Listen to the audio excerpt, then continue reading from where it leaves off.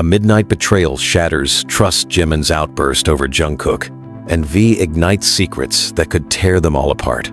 "You kissed Jungkook while I was asleep."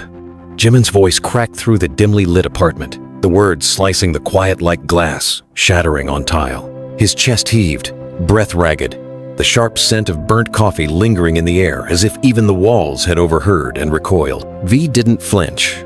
He sat on the edge of the couch, elbows on his knees, his shadow stretched long across the wooden floor by the flickering glow of the TV that no one was watching. His eyes, dark, unreadable, lifted slowly to meet Jimin's. The weight in them was unsettling, a gravity that pulled all the heat from the room. Jungkook stood between them, frozen, one hand still hovering in the air as if he had been about to speak. His lips trembled, the faint gloss catching the pale light. Outside, rain tapped relentlessly against the window, a metronome for the silence that followed. "I asked you a question," Jimin pressed, his voice lower now, coiled tight. The pain in it was raw, and underneath something else. Fear, not of V, not even of betrayal, but of confirmation.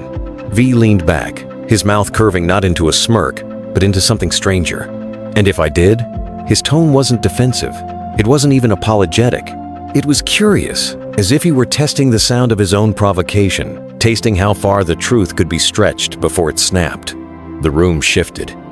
Jungkook's eyes darted between them, his fingers curling into fists at his sides. The air was thick with unspoken things, late-night glances, words left to rot between walls, footsteps deliberately muted in the hallway. Jimin's mind raced back to the night before, how heavy his eyelids had been, how the faint laughter in the kitchen had seemed like a dream. He remembered waking to a door clicking shut, the ghost of warmth where someone had sat beside him. And now, it was no longer a dream. "You think this is a game?" Jimin's voice broke, not from weakness, but from the strain of holding back. His nails bit into his palms. "You don't get to—" "Don't get to what?" V interrupted, his tone still maddeningly calm. He tilted his head, studying Jimin as though he were an unfamiliar painting. "Tell him how I feel?" That stopped Jimin cold. The words hung in the air like smoke, visible, tangible, choking. Jungkook shifted his weight, his breath catching audibly. For a moment, no one moved. Outside, the rain intensified, drumming harder against the glass. Somewhere in the building, a door slammed, making the floor tremble faintly beneath their feet.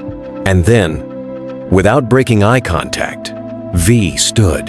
His presence seemed to fill the room, though he said nothing more. He stepped past Jungkook, slow and deliberate, and the faint brush of his shoulder against Jimin's was enough to make Jimin's pulse spike. The door to the hallway opened.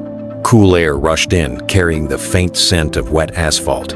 V paused at the threshold, his silhouette framed by the fractured neon glow from the street below.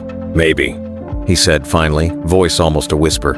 "You should be asking him why he didn't stop me." The door shut with a quiet click, leaving only the rain and the sound of Jimin's heartbeat thundering in his ears. The hallway swallowed the last click of the door, and Jimin was already moving, socks whispering across the cool wood, the damp air slapping his face as he tore into the stairwell. The emergency light washed everything in a sickly green, and V's silhouette was steady on the landing below, hands in his pockets like he had all the time in the world, like he hadn't just set a fault line running through Jimin's chest. Jungkook's footsteps chased after Jimin, frantic, skipping a step, grabbing the rail to keep from falling as he caught up. "Don't you walk away from me," Jimin said, the words landing sharp in the echoing space. He hated the way his voice thinned as it rose, hated that it sounded like pleading. His hand reached for V's shoulder and then stopped short, fingers hovering in the charge of the moment. V turned enough for the light to graze his cheekbones and the cool curve of his mouth. "Do you want me to stay because you're angry?" he asked. "Or because you're afraid I'll tell you the truth?" Jungkook flinched like he'd been struck. "Hyung, that's not fair. Nothing about this is fair." Jimin shot back, eyes burning. "Nothing about waking up in my own home to find you?"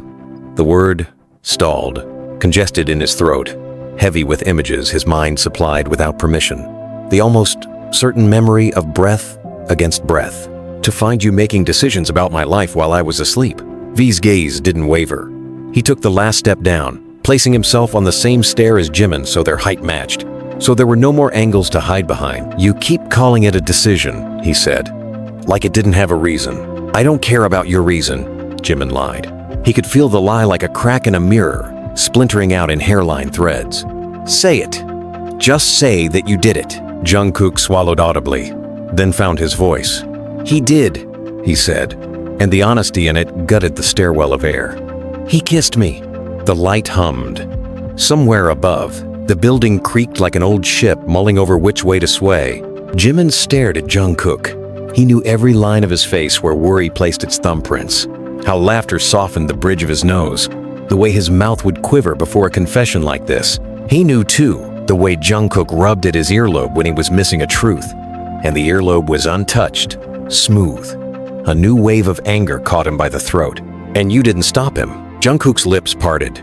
His chest rose and fell, and Jimin noticed how his fists had uncurling lines where fingernails had dug crescent moons into his palms. I didn't, Jungkook said, and then forced out the rest like it hurt him physically. Because I thought if I did, you'd keep pretending. The words were absurd, an equation that didn't balance, and yet something in it sparked. A match in a dark room. Pretending what? That you don't see me, Jungkook said. That you don't see either of us.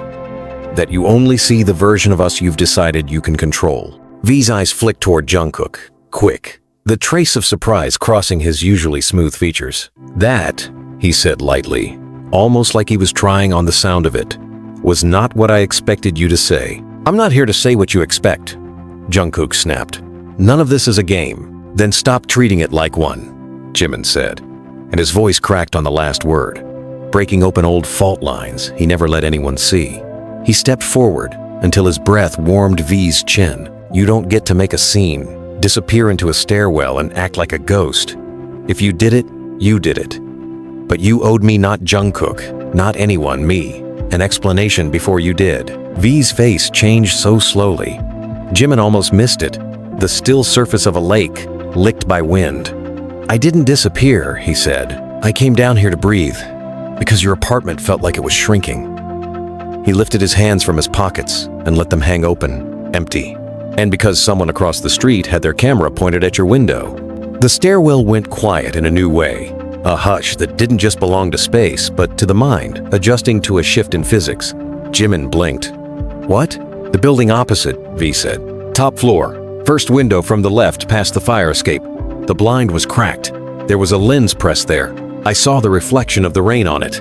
And I saw the little red dot sweep across your ceiling while you were yelling. Jungkook's head whipped toward the sliver of window at the landing. The night was slick and greedy, hoarding light. But Jimin saw it too now, the faint, bandage-white rectangle across the street, where a blind didn't sit like the others. The drizzle made small, deliberate prints on the glass. His skin crawled as if he were already on display. You kissed him because of that? It came out softer than he meant. Disbelief softened it, or maybe the part of him that understood sudden, desperate decisions. I kissed him, V said, and this time the confession pricked, because the second I moved to shut the curtain, the shadow shifted. Whoever it is, they're waiting for a moment that makes sense to them, that creates a narrative they can sell. They wanted to catch you sleeping through us. I gave them what they wanted on my terms, at a distance. With the angle I chose, I'd rather hand them a clean shot than a messy one of you waking to something you didn't agree to. You think you're protecting me with that kind of theater? Jimin said, incredulity rising and curling. You think that makes any of this better? No, V said. And finally the first fracture appeared in his voice. He glanced down at the concrete step between them like it could tell him something. I don't think it makes it better. I think it means I can look you in the eye and tell you I was thinking about you, even if I did it wrong. Jungkook let out a breath that wasn't quite a laugh and wasn't at all relief. He told me to keep my hands at my side so no one says I dragged him into it, he said to Jimin, hopelessly earnest, as if the detail could absolve them. I didn't know about the camera until he said after. Jimin's phone vibrated in the pocket of his sweats.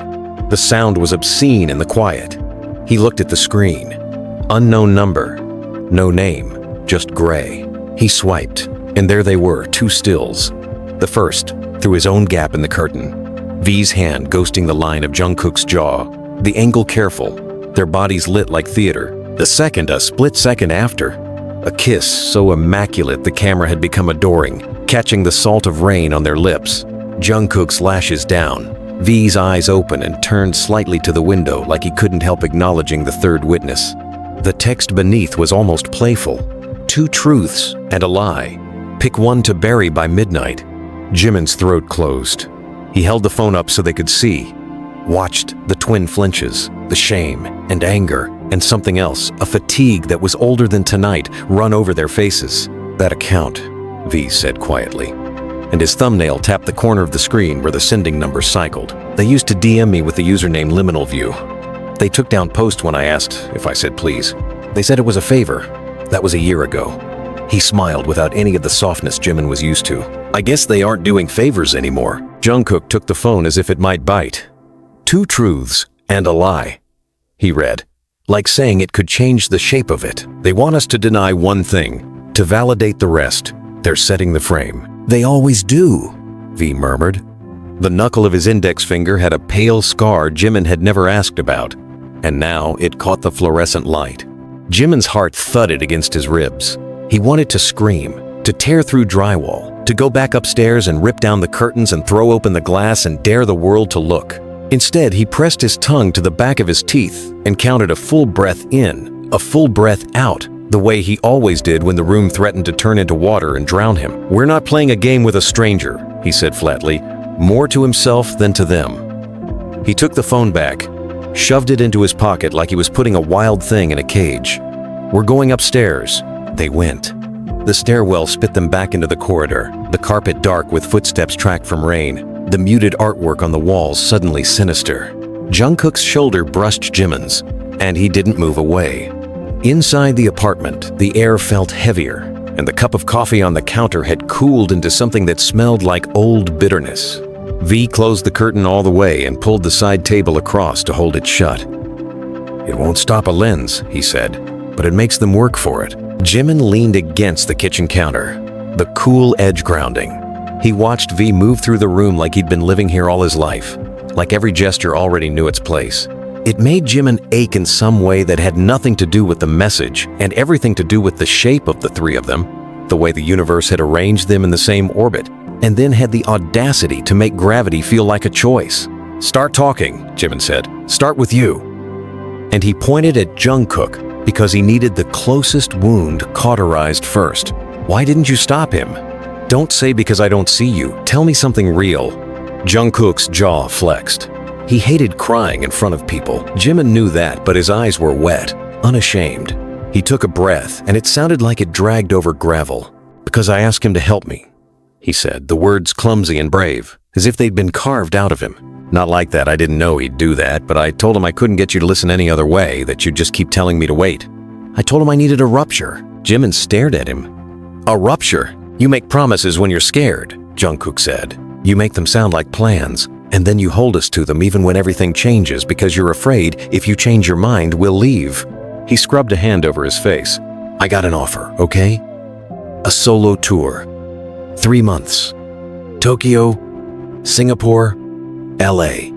They asked me not to tell anyone until it was official. I know we made a deal about keeping things together, about all of us or none of us. But I wanted to at least tell you so you could hate me to my face instead of finding out in a headline. And every time I opened my mouth, you said, we're a team. And it felt like a door shutting. The nouns hit Jimin like bodies. Offer, solo, tour, months. Something in his spine went cold, protective, then very hot. When were you going to tell me? Before or after you got on a plane? Tonight, Jungkook said. He laughed at the ceiling bitterly, and the laugh broke halfway through. You were asleep. I thought I'd just say it. I thought maybe if I hurt you fast, clean, it would be better than letting it rot. Jimin's teeth clicked together. He had the memory of Jungkook's silhouette in the kitchen. Low voices. The way the door had clicked, he had chosen to let it be a dream, because the dream was easier. He hated the cowardice. And he hated the way his heart had leapt at the word tour like it had a life of its own. You could have told me yesterday, he said, aware of how small it sounded against the scope of everything. Or last week. Or the minute they asked you. Jungkook's mouth trembled. I'm telling you now. The words were too honest to argue with, and so Jimin didn't. He looked at V, who had been watching them as if they were arguing in a language he understood perfectly and could not translate into words that would be kind enough. "Your turn." V exhaled slowly through his nose. He sank into the armchair, fingers worrying the seam of a cushion in an old habit he never noticed he had. "My therapist says I sabotage things before they can leave me," he said, and the confession hung between the three of them like a pendant with too much weight. "She says I turn moments into weapons and then blame the blood on the person who handed me the moment. She says my father's way of leaving without a door slam, without a note, like a magic trick, convinced me that anything could become absence at any time. I've been practicing proving her wrong, but tonight..." He smiled in a way that made Jimin's chest ache. "Tonight wasn't practice. Tonight was me being me. I saw a lens and I chose to perform. I didn't ask, because asking means you could say no, and I'm still terrible at hearing no." Jimin's anger found a new shape. He sat down on the couch slowly, because his legs weren't as trustworthy as he'd like. The leather was cool against his thighs. The rain sounded like whispering now, gentle, a mockery of the earlier drum. "I remember the first time you kissed me," he said, and watched V flinch. "Do you?" Silence opened like a trap door. Jungkook blinked, sharp, and then looked away, reddening to the tips of his ears. A kind of courtesy. None of them had the energy to applaud. V tucked his lower lip in his teeth and thought. He had always been meticulous with memory, careful not to invent, but now something lit up behind his eyes, a film reel stuttering to life. "After the hospital benefit," he said quietly, "the green room with the broken lamp. You'd taken a second dose of your sleep meds by accident because you were shaking and didn't read the label twice. We were 14 hours into being awake. I thought you were joking when you leaned on me and said my mouth looked like a secret, and then I found out you weren't joking." Jimin nodded. The memory was thin, like tracing paper edges missing, the shape of it more certain than any details. He remembered leaning. He remembered the smell of V's cologne mixed with disinfectant and stage dust. He remembered that nothing since had felt as weightless and dangerous. He remembered, too, waking the next morning and choosing to tuck it away by telling himself, that wasn't a real night. You don't put the weight of a future on a night like that. "You didn't ask then either," Jimin said. "But I didn't mind. Maybe that's what wrecked us later. Maybe sometimes you forgive someone too easily, and they think it means the world will forgive them too." V's eyes lifted, glass bright. "I'm not asking the world. I'm asking you." Jimin let the ache be what it was. He swallowed it down, not to strangle it, but to make space next to it for the other ache, the one that had started with Jungkook's word tour. "I don't know what the right thing is," he said, "but I know I'm not going to let some stranger with a camera write our choices. I won't beg them, I won't bargain." Jungkook glanced at the window as if he could see the shape across the street. "So, we ignore them?" "No," V said. He leaned forward suddenly, elbows to knees, alive in a new way, an idea sparking across his face. We just don't answer their question." Jimin shot him a look. "Talk like a person." "Truths and lies," V said. "They asked us to play a child's game and let them keep score. We tell a story that doesn't fit on their scorecard." Jungkook frowned. Like this," V said. He stood and went to the shelf where the old Polaroid camera sat, dusty, unused for months. He pulled out a fresh pack of film from the drawer. He always knew where everything was. It was infuriating, and he slid it in with a satisfying click. "We tell one truth that matters and let the rest be noise. We take our own picture of us, not of a kiss, of whatever we choose, and we post it before midnight. It's not as juicy. It won't get as many clicks, but it's ours." Jimin felt the knee-jerk cynicism rise, then drop like a stone. It was not strategy so much as defiance. It was petty. It was perfect. And what is the truth that matters? Jungkook's voice, when it came, was low and sure, and broke Jimin's heart a little more. "That we love each other," he said. "However we do. Even when it's wrong. Even when it hurts." V swallowed. It was the first time that night Jimin saw him afraid. "That's a brave truth." Jungkook met his eyes. "It's the only one we've never said out loud." Jimin's phone buzzed again. Same number. 10 minutes, the text read. And then, "We go live." The audacity of the countdown was almost funny. V flipped the camera's little viewfinder up. Jungkook stepped close without being asked. Something clicked into place between them that had nothing to do with guilt. Everything to do with a language they had learned in dark vans and bright green rooms and quiet kitchens. "Smile or don't," V said. "But don't lie with your face. Don't tell me what to do with my face," Jimin muttered. And the joke startled him with how human it felt. He leaned in until his shoulder touched Jungkook's. He could feel the heat of him, the tremor, the way he always ran a little warm like a fever that never broke. The camera whirred. The squares spat out. Color lazy at first, and then deepening, shapes finding themselves. 3 faces, close but not pressed. Shoulders turned toward each other. The curtain, a dark wall behind. Jimin's mouth was neutral, but his eyes gave him away. V's mouth tilted as if at some private thought. Jungkook, earnest to the point of pain, looked like a boy who had decided on something irreversible. It wasn't magic. It was a photograph under bad light. But Jimin felt a tug in his chest anyway, a thread pulling taut and then holding. "What now?" Jungkook asked. "Now," Jimin said, "we decide what the caption says." He took the picture and held it in the lamp's glow. The texture of the developing ink made his fingers smell like chemical pears, sweet and dangerous. V lifted his phone, opened the app they all loathed, and used anyway.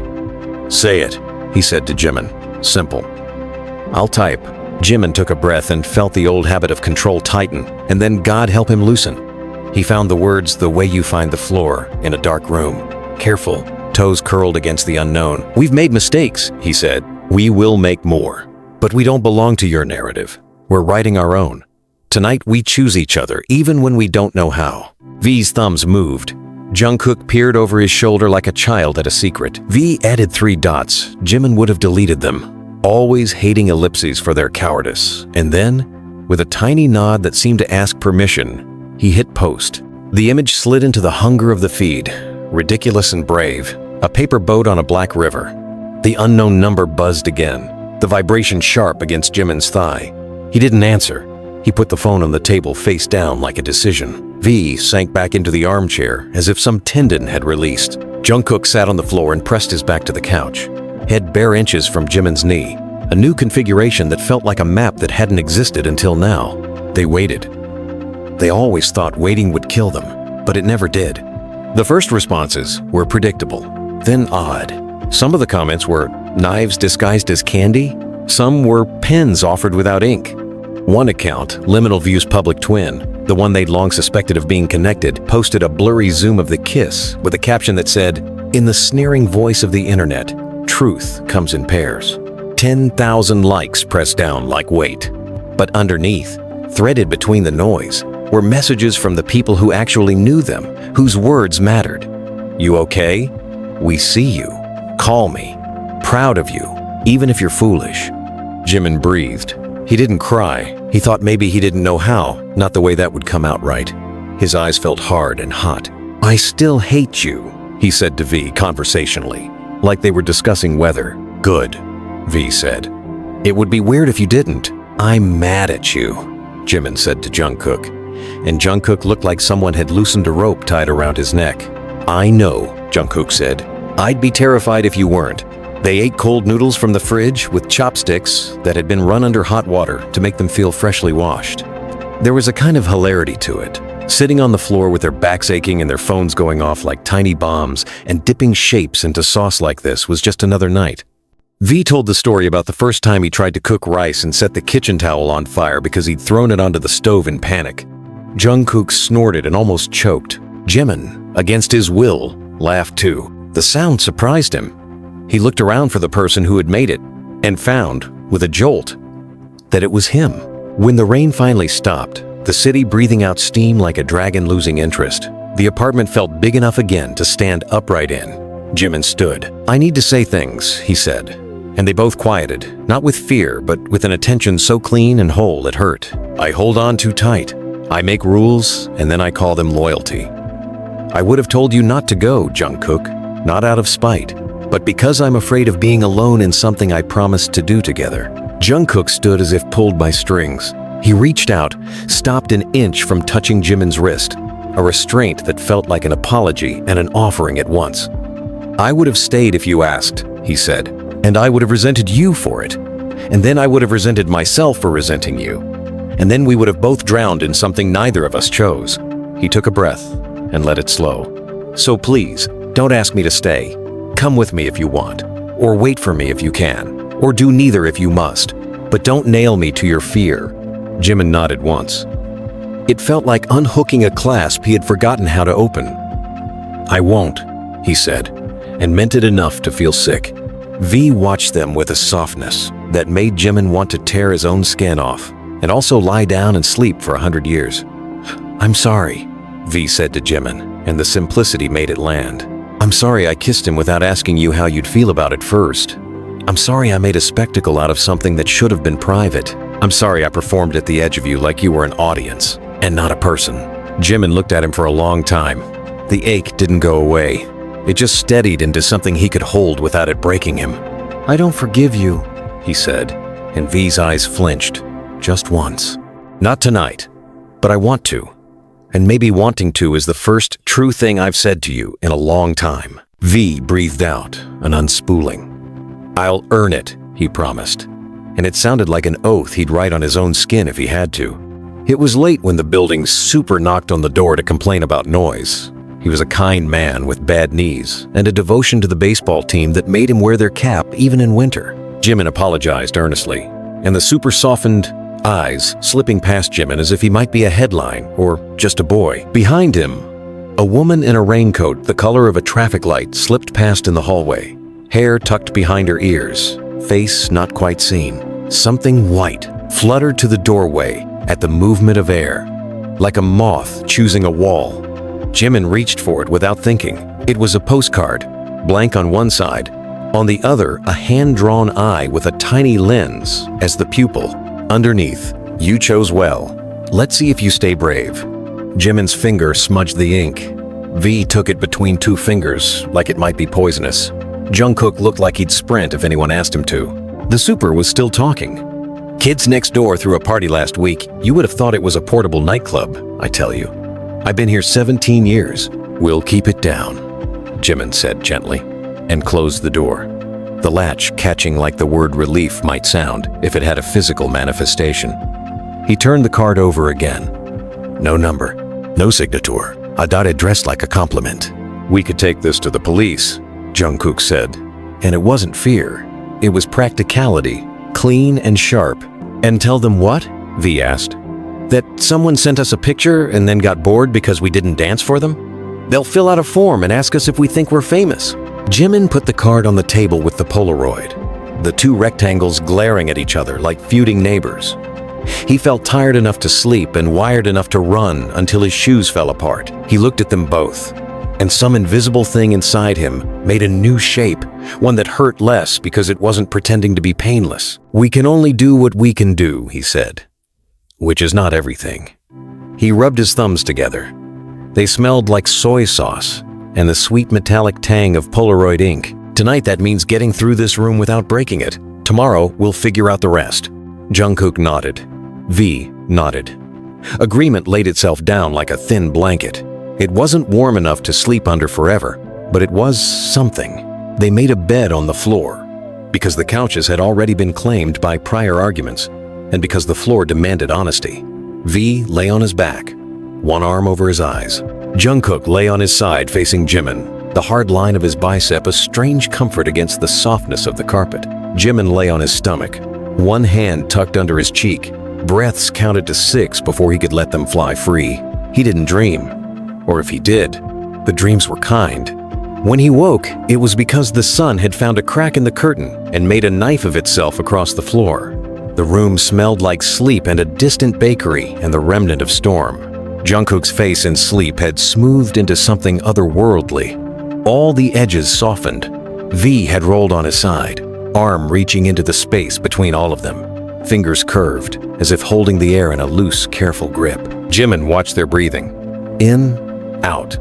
He let himself feel the love he had been keeping on a shelf like a breakable thing, too precious to touch. It looked different in the daylight. Not smaller, not bigger, just more like itself. His phone, on the table, blinked with low battery and new notifications. He ignored it.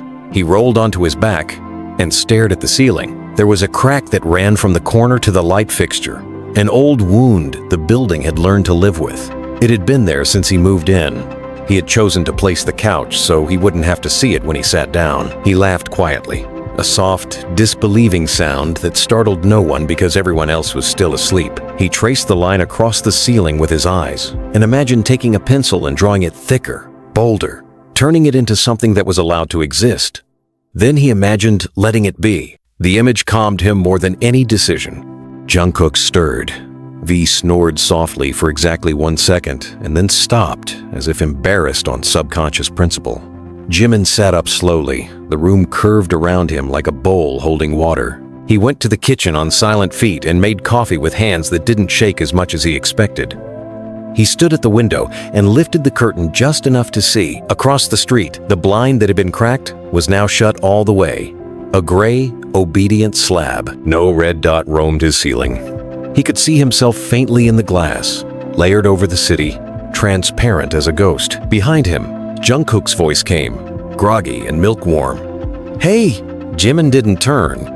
"Hey, can I tell you something?" Jungkook asked, and there was a smile in it, and a fear that was almost gone. "You can tell me everything," Jimin said, surprised to find it true. "I'm going," Jungkook said, no tremor now. "On the tour. I want you to come to some of it if you can. But I'm going, even if you can't. And I want you to be okay with that."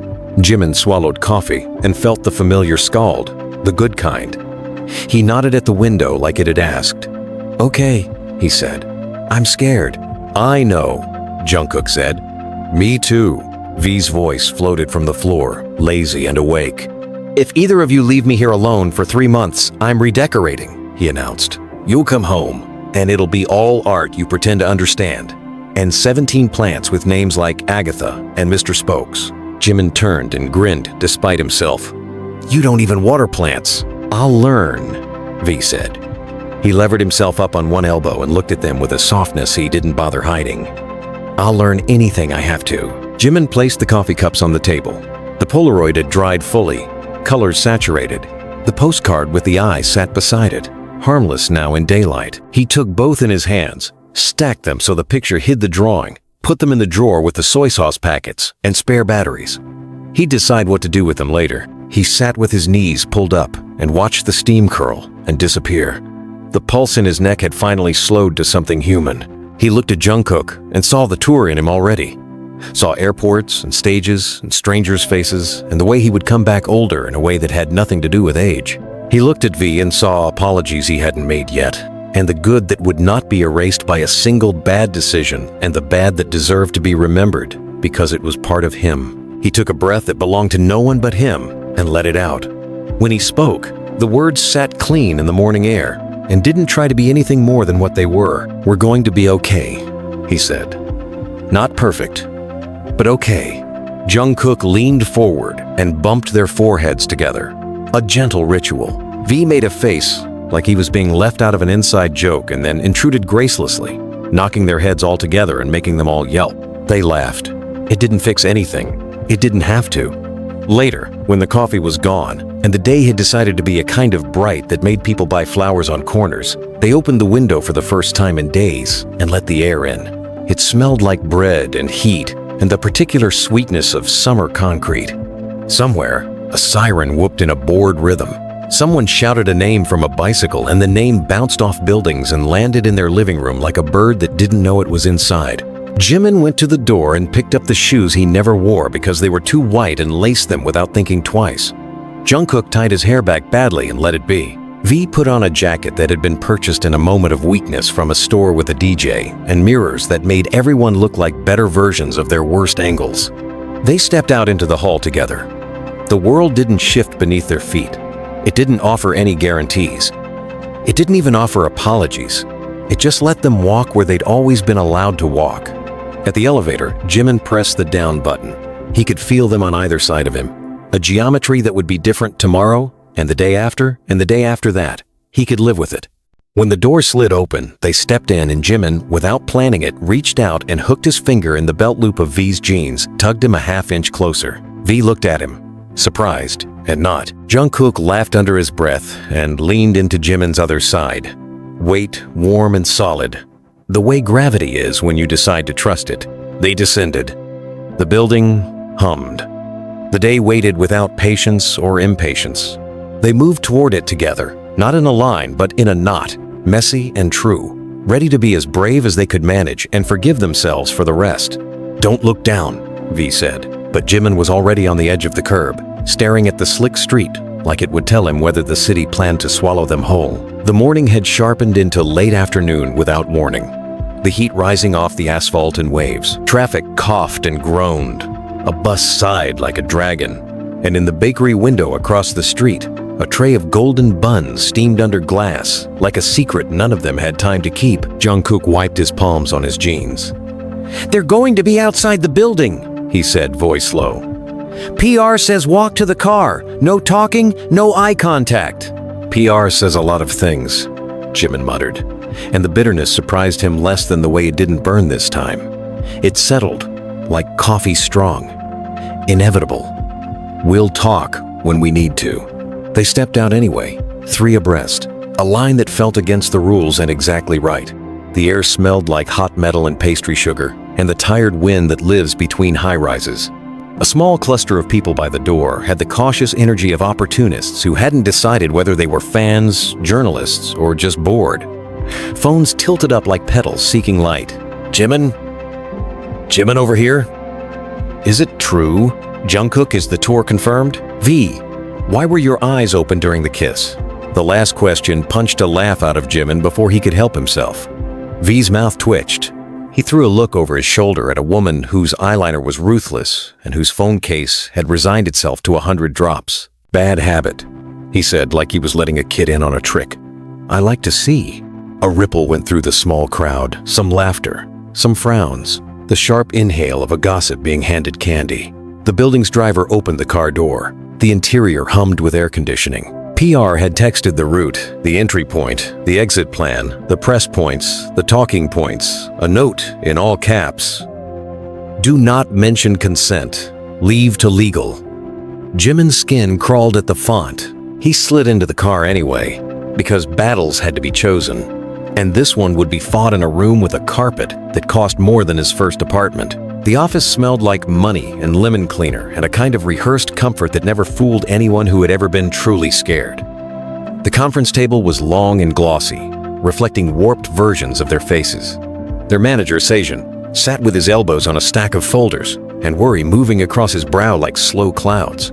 PR lead Mina wore a red blazer that made her look like a warning sign you ignored at your own peril. Mina put a glass of water in front of Jimin with the precision of a surgeon placing a scalpel. "We'll get ahead of this with a reset," she said. "We focus on the work. Jungkook, you announce a special project music. Focused, no details. Jimin, you post a behind-the-scenes studio clip. V, you release those black and white photos from the archive, the ones with the puppy.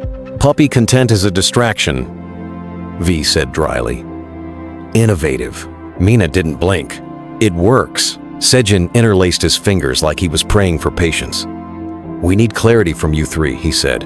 "Are you asking us to deny anything?" Jimin thought of the text. 2 truths and a lie. He thought of the Polaroid on the table at home, the way it had dried into a small, stubborn fact. "We already posted," he said. "We're not denying anything. We're not confessing anything we didn't say. We are not apologizing for existing." Mina's smile was the kind that didn't move her eyes. "No one's asking you to apologize for existing. We're asking you to understand the market." Jungkook leaned forward, voice steady. "Are you asking me to shelve the tour?" "Not shelve," Mina said smoothly. "Sequence. If you announce now, that's a headline on top of a headline, and the narrative becomes fractal. We need time for this to die." "It won't die," V said softly. "It'll molt." Sejin rubbed his forehead. "There's also a security issue," he said. "We received a tip this morning someone posted your building address on a forum. It's being removed as we speak, but it's out there. We'll move you tonight to a hotel. Different floors, pseudonyms." "No," Jimin said, and the word came so fast it surprised even him. He felt heat rise in his neck. "I'm not disappearing in my own city because someone wants me to be afraid. We'll take security. We'll keep the curtains closed. But I'm not hiding in a hotel under a fake name like I did something wrong." Mina leaned back, measuring him. "It's not about guilt. It's about control." "Exactly." Jimin said. Whose? There was a silence that felt like a test. A clock on the wall ticked with the smugness of an object that had never been yelled at. Jungkook cracked the knuckle of his thumb with his teeth and put his hands flat on the table like he was committing to the ground. "We'll do a live," he said suddenly, "from the apartment. 10 minutes. We say we're fine. We say we love our work. We thank people for caring and ask them to stop camping at the building. We establish boundaries. Then I announce the tour at the end, and Jimin says he supports me, and V says he's sorry for the way he handled last night." He cut a glance at V, who didn't flinch. "We say the word consent out loud." Mina's smile cracked. "Absolutely not." "Absolutely yes," V said at the same time, and his voice had a thread of steel. Jimin hadn't heard since the night he'd cried in a green room at 19, and V had talked a fever down with a lullaby and a lie about how all planes land smoothly. "If we're going to be honest, we're going to be honest. Not violent, not voyeuristic, honest." Sejin tapped the folder a little too hard. "You'll make legal very nervous." "We've been making legal nervous since day one," Jimin said, and some defiant humor spooled through his chest like a rope tossed to a drowning man. "Get them a paper bag." Mina's eyes darted to Sejin. He lifted one shoulder like a man choosing the least bad hill to die on. 10 minutes, he said finally. "No questions, no specifics, no names of third parties." "No third parties," Jimin agreed, and thought of a camera lens, a drawing of an eye, a text with teeth. "We'll keep it about us." They set it up fast, because adrenaline makes people efficient, and fear makes them precise. Back at the apartment, the security team installed a temporary camera by the door, a small black insect that blinked a gentle blue. Mina's assistant moved a lamp 3 times and then moved it back. V picked up a plant that had accepted neglect as its love language and set it in the shot like an apology. Jungkook set the phone on a stack of books so they didn't have to look down on anyone. Jimin put a bowl of oranges on the table because their color felt like a sun he could control. "We're live in 3, 2, Mina said, and then mimed the word one with her mouth without sound, as if silence could be gifted. Jimin found his face and filled it with his actual self. "Hi," he said. "It's us." The comments moved like a river in flood hearts. Knives, question marks, inside jokes, words and languages that embraced them without permission. Jungkook's hand found the edge of the table. Fingers splayed like a swimmer testing water. V sat very straight, not performative, just deliberate, as if his spine had decided it was a flagpole and he refused to let it bend. "We're okay," Jimin said. "We're not perfect, but we're okay." He glanced at Jungkook like passing a baton. Jungkook caught it. "I'm going on tour," Jungkook said, and the chat exploded into fireworks and funeral flowers. He smiled with his whole mouth, that boyish thing he had learned to hide when he wanted people to take him seriously. "I'm excited. I'm scared. I want to make you proud. I want to make me proud." He looked at Jimin. "I have my members' support. You have mine," Jimin said, and let people see him say it. He could feel the way it traveled through the wire into rooms he'd never see, bodies he'd never touch, a million tiny permissions curling up inside strangers like sleeping cats. He turned slightly, the better to center V in the frame. V didn't hesitate. He didn't perform contrition like a script. "I'm sorry," V said simply. "I acted without thinking about the people I love. Consent matters in private and in public. I'm learning to be better at both. I don't owe an explanation to strangers, but I owe an apology to the people I share my life with. I'm making it now." The chat split into factions. A city of reaction built in seconds. "We forgive you. You don't need to apologize. You need to apologize more. Say his name, don't say his name. Be brave, be quiet." It was a chorus and a cacophony and a courtroom with no judge. Jimin closed the door on it with a smile that didn't pretend to be anything else. "We love our work," he said. "We love each other. We're asking you to let us have both without turning either into a cage. Please don't come to our home. Please don't put anyone else at risk for the sake of a picture. Please let us make mistakes and then make better decisions." They ended it. The quiet afterward rang like a bell. Mina looked like someone who'd watched a tightrope act without a safety net and was now very interested in spreadsheets. Sejin sat down on the arm of a chair like he'd forgotten what furniture was for. Jungkook laughed a little too loudly and then covered his mouth like he'd burped in church. V leaned his head back and stared at the ceiling, at the crack that ran to the light, and smiled in a way that made Jimin feel like he'd been seen and then forgiven by something older than both of them. "Okay," Mina said finally. "Okay, that could have been worse." "It could have been better," Jimin said. "It could have been better," she agreed, with the generous resignation of a woman paid to make worst-case scenarios into merely unfortunate ones. Security wants a word. Security wanted a relocation. Security wanted controlled entry. Staggered exits, a code phrase for emergencies. A lot of practical kindness. They left 2 people at the front of the building, a third in a car down the block, pretending to read a newspaper like it was 1998. Jimin thanked them until he could see their discomfort at being thanked. They were used to being invisible. He had no interest in anyone in his orbit staying unseen. He made tea he didn't drink. Jungkook stuffed a backpack with things that made no sense together. 3 pairs of socks, a spare charger, a book he'd never finish, a small plush in the shape of a dumpling. V wandered the apartment as if it had new architecture, touching the spines of books, the edges of frames, humming under his breath the way he did when he was thinking about a melody he couldn't find the door to. When the knock came, it wasn't the front door. It was the back, an exit they rarely used, that opened onto a narrow service corridor, and then into the alley. Jimin froze. Jungkook's head snapped up. V's hum stopped, like a cut string. The second knock was softer. Not timid, exactly. Courteous. Jimin went, because he didn't believe in letting other people decide when he was afraid. He looked through the peephole and saw a slice of red, the raincoat from last night. No rain now, just that unapologetic red, like a stoplight caught mid-confession. He opened the door. Up close, the woman looked like someone you'd forget in a room, and then remember a day later with regret. She had one of those faces that rearranged around the conversation it was having. Her hair was the color of old rope. Her eyes were clever and tired. She held her hands out, palms up, empty. The weave of her coat was frayed at the cuff where a thread had been worried loose. "I won't step in," she said, voice soft, accent hard to place under the sand of sleep deprivation. "I know it's your home. I came to give you something." Jimin didn't move. "You slid a postcard under my door," he said, with a threat dressed like a compliment. She nodded, as if he had given the answer to a riddle she wanted him to get right. "I did. I'm sorry for that part. It was ugly. Sometimes the only tools you have left are ugly." "Who are you?" Jungkook said quietly from behind Jimin's shoulder, not a question so much as a choice being appraised. The woman looked at him and didn't flinch at the weight of his looking. "People online call me Liminal View," she said. "My name is Soyeon.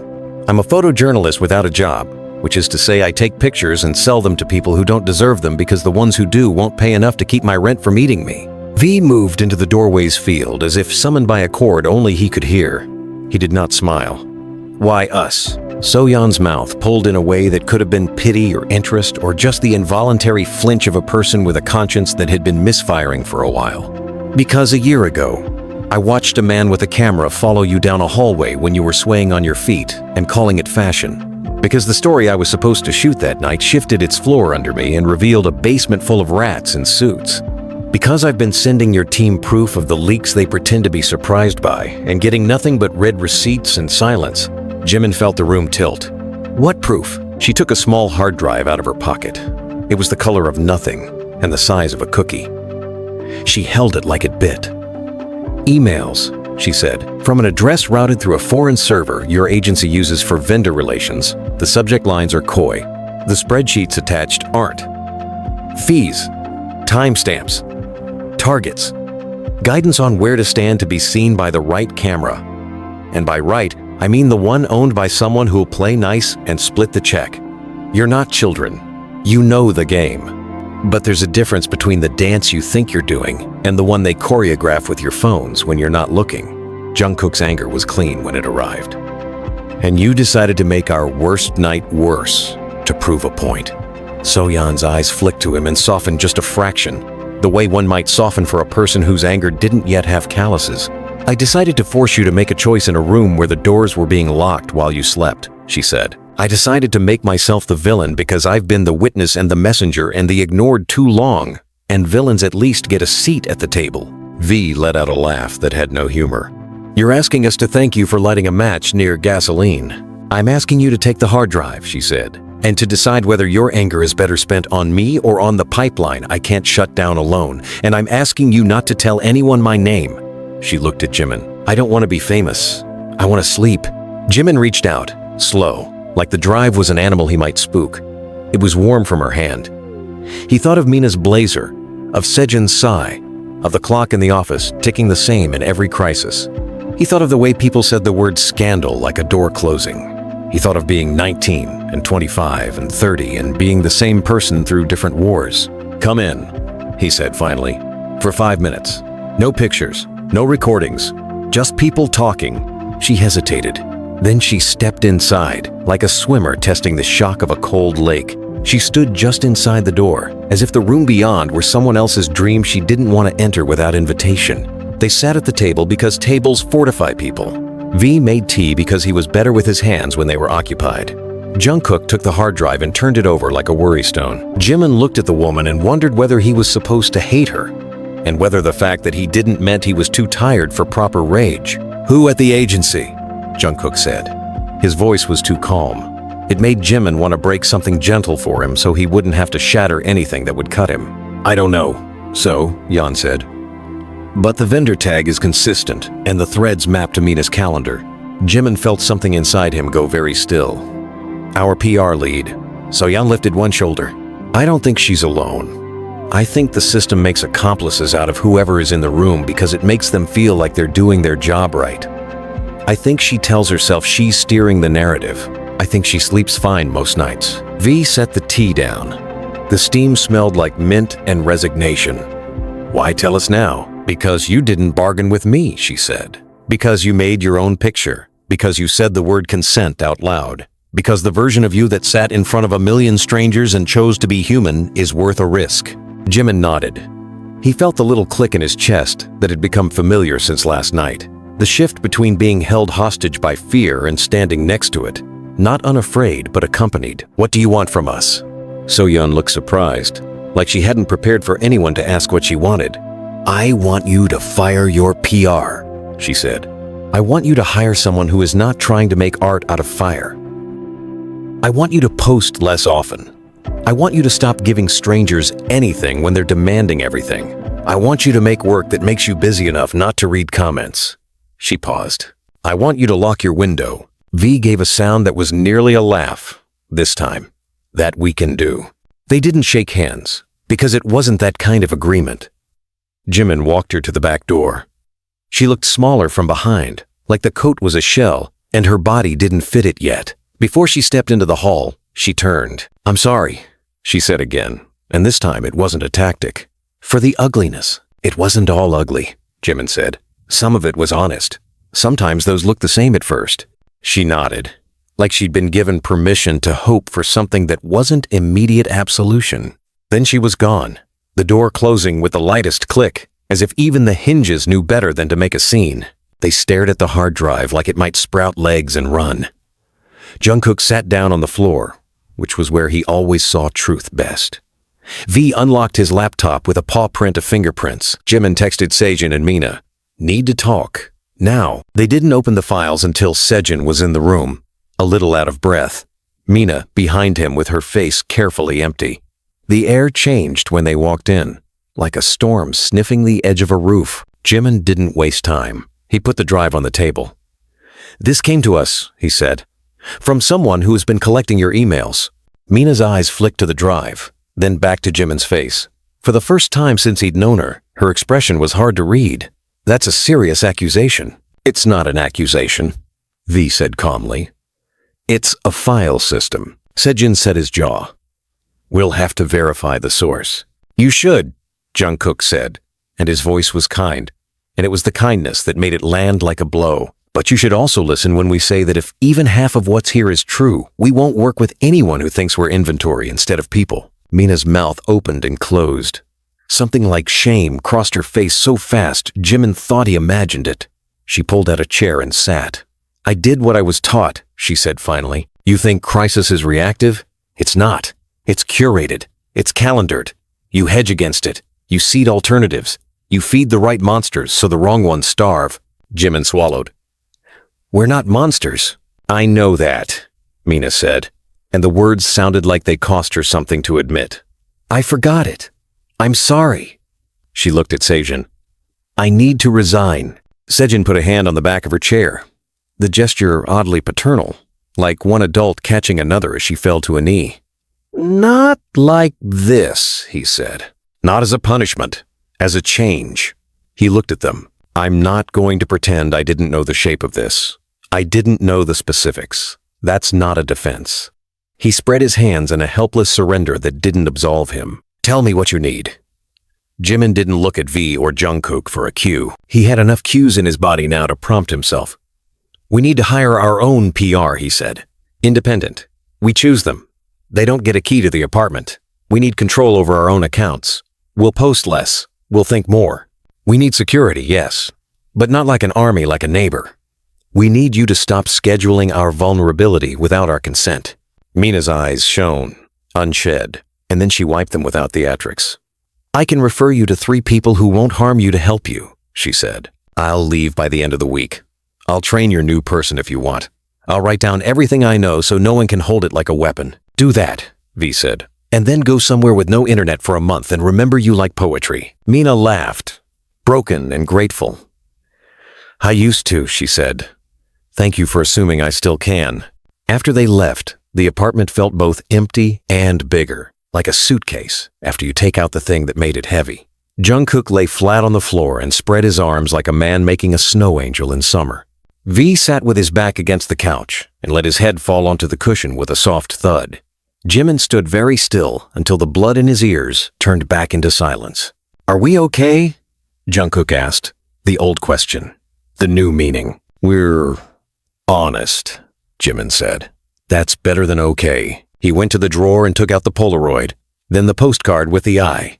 He looked at both for a long time. Then he took tape and put the Polaroid on the fridge, crooked on purpose, a vow against perfection. He folded the postcard in half, then in half again, and put it in the recycling. V watched his hands like they were a language he was just beginning to understand. "Can I say something stupid?" V asked.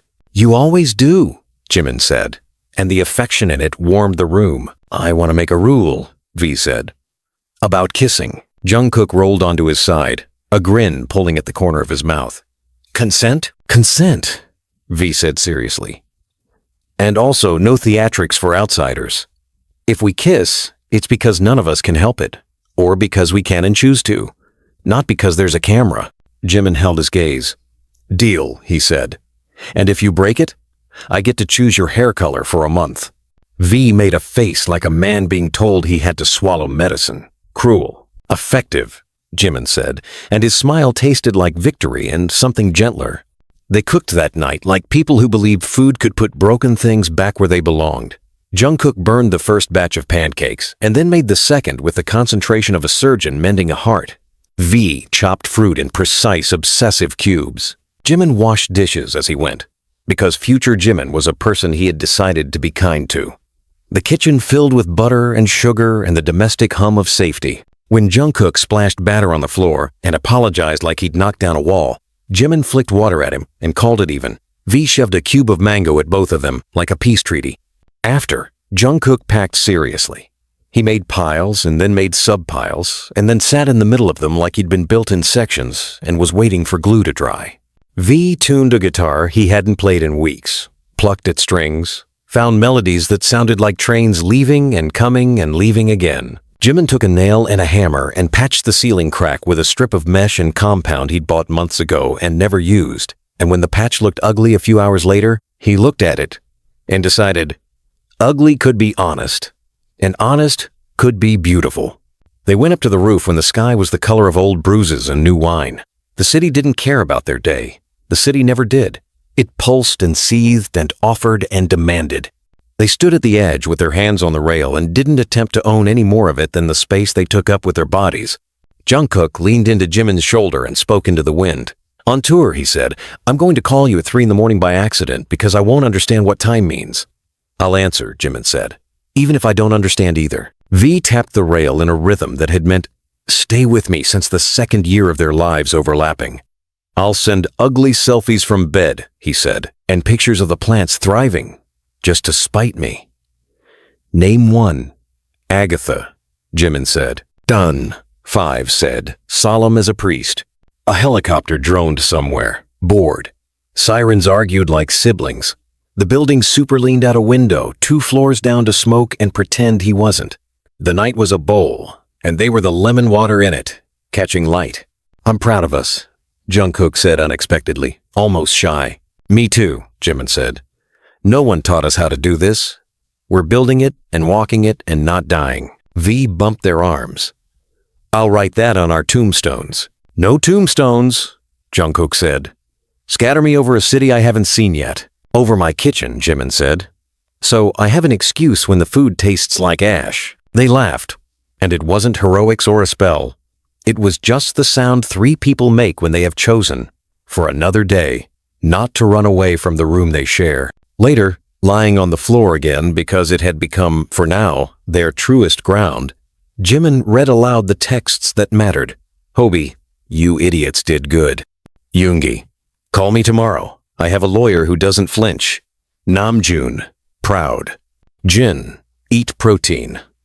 Taehyung V snorted, sent himself a message. Remember you said you'd water Agatha? They oohed and ahed and mocked and softened. It felt like coming home and leaving on the same breath. Before sleep, Jimin touched Jungkook's hair like a promise and V's wrist like a password. We'll be okay, he said. Not as a performance, as a practice. We'll mess up, Jungkook said into the dark. We'll apologize, V added, already half gone to sleep. We'll forgive, Jimin said, and meant it as a plan, not a prayer. He closed his eyes. Morning didn't rush them. Night didn't threaten them. The world outside their windows would keep gnashing its teeth and baring its soft belly. The camera across the street would find other windows. Mina would write down everything she knew. So-yeon would sleep for a day and wake up with the same bruised hope. The plants would live or die on the schedule of their stubbornness. The tour would begin and end and begin again somewhere else. Inside, breath by breath, they made the shape of a life they hadn't been given. A shape that fit like a shirt that had been tailored in the dark by hands that knew the body better than the mirror. They slept in the middle of it. Not fearless at all, but brave enough to hold each other's names and not drop them when they burned.